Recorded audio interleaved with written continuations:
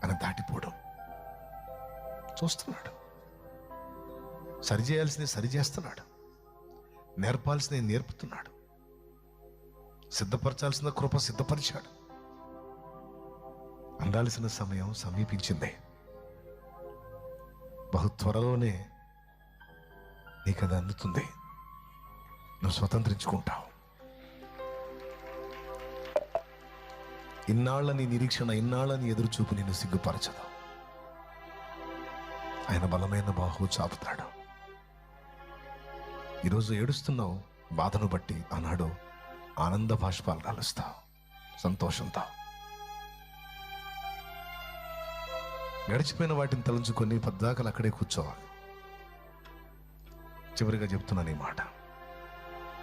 గతించిన గతాన్ని గురించి పదే పదే అనుకొని కొంతమంది అక్కడే కూర్చుంటారు.